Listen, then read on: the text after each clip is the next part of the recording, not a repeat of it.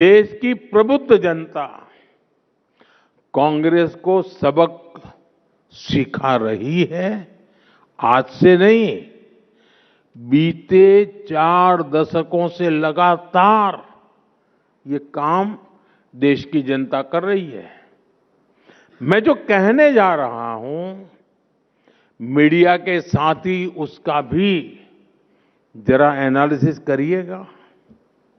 आपको पता लगेगा कि कांग्रेस के वोट चोरी नहीं हो रहे हैं, बल्कि देश के लोग अब कांग्रेस को वोट देने लायक ही नहीं मानते। और इसकी शुरुआत 1984 के बाद ही होनी शुरू हो गई थी। 1984 में कांग्रेस को 39% वोट मिले थे और 400 से अधिक सीटें मिली थी। इसके बाद हुए चुनावों में कांग्रेस के वोट कम ही होते चले गए और आज कांग्रेस की हालत ये है कि देश में सिर्फ 4 राज्य ऐसे बचे हैं जहां कांग्रेस के पास 50 से ज्यादा विधायक है। बीते 40 वर्षों में युवा वोटर्स की संख्या बढ़ती गई और कांग्रेस साफ होती गई। कांग्रेस परिवार की गुलामी में डूबे लोगों का एक क्लब बनकर रह गई है। इसलिए पहले मिलेनियल्स ने कांग्रेस को सबक सिखाया और अब जेन जी भी तैयार बैठी है। साथियों, कांग्रेस और उसके साथियों की सोच इतनी छोटी है कि उन्होंने दूरदृष्टि से काम करने का भी गुनाह बना दिया है। आज जब हम विकसित भारत 2047 की बात करते हैं तो कुछ लोग पूछते हैं, इतनी दूर की बात अभी क्यों कर रहे हो? कुछ लोग ये भी कहते हैं कि तब तक मोदी जिंदा थोड़ी रहेगा। सच्चाई ये है कि राष्ट्र निर्माण कभी भी तत्कालिक सोच से नहीं होता। वो एक बड़े विजन, धैर्य और समय पर लिए गए निर्णयों से होता है। मैं कुछ और तथ्य नेटवर्क 18 के दर्शकों के सामने रखना चाहता हूं। भारत हर साल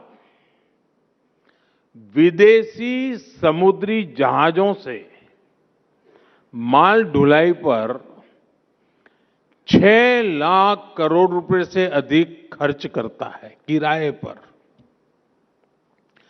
फर्टिलाइजर के आयात पर हर साल 2.25 लाख करोड़ रुपए खर्च होते हैं।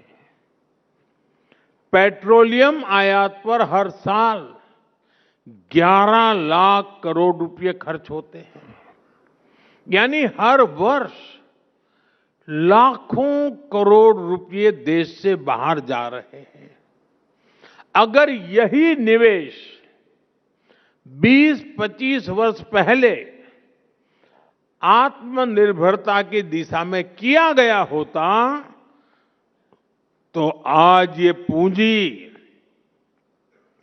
भारत के इंफ्रास्ट्रक्चर, रिसर्च, इंडस्ट्री, किसान और युवाओं की क्षमताओं को मजबूत कर रही होती। आज हमारी सरकार इसी सोच के साथ काम कर रही है। विदेशी जहाजों को 6 लाख करोड़ रुपए ना देना पड़े, इसलिए भारत शिपिंग और पोर्ट इंफ्रास्ट्रक्चर को मजबूत किए जा रहा है। फर्टिलाइजर का डोमेस्टिक प्रोडक्शन बढ़ाने के लिए नए प्लांट लग रहे हैं। नैनो यूरिया को बढ़ावा दिया जा रहा है। पेट्रोलियम पर निर्भरता कम करने के लिए ethanol blending, green hydrogen mission, solar और इलेक्ट्रिक मोबिलिटी की प्राथमिकता दी जा रही है। और साथियों, हमें भविष्य की ओर देखते हुए भी आज ही निर्णय लेने हैं। इसलिए आज भारत में सेमीकंडक्टर इकोसिस्टम का निर्माण हो रहा है। रक्षा उत्पादन में, मोबाइल मैन्युफैक्चरिंग में, ड्रोन टेक्नोलॉजी में, क्रिटिकल मिनरल सेक्टर में और उसमें निवेश आने वाले दशकों की आर्थिक सुरक्षा की नींव है। 2047 का लक्ष्य कोई राजनीतिक नारा नहीं है। यह उस ऐतिहासिक भूल को सुधारने का संकल्प भी है जहां कांग्रेस की सरकारों के समय कई क्षेत्रों में समय रहते निवेश नहीं किया। आज अगर हम खुद स्वदेशी जहाज, स्वदेशी शिप बनाएंगे, खुद एनर्जी का प्रोडक्शन करेंगे, खुद नई टेक्नोलॉजी डेवलप करेंगे, तो आने वाली पीढ़ियां इंपोर्ट की बोझ की नहीं, एक्सपोर्ट की क्षमता पर चर्चा करेगी। राष्ट्र की प्रगति आज की सुविधा से नहीं, कल की तैयारी से तय होती है।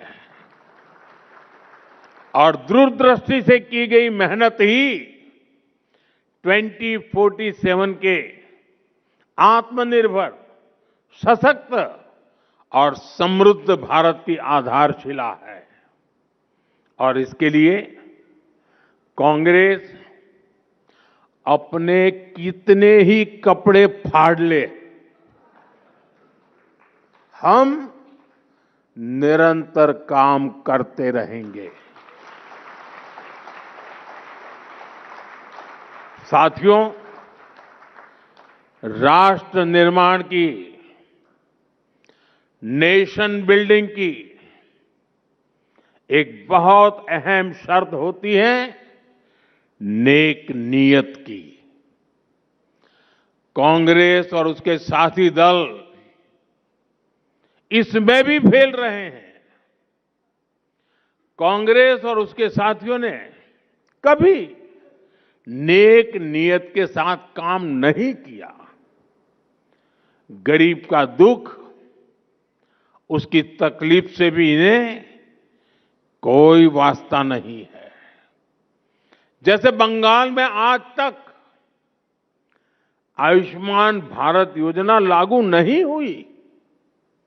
अगर नेक नीयत होती तो क्या गरीबों को 5 लाख रुपए तक का मुफ्त इलाज देने वाली इस योजना को बंगाल में रोका जाता क्या?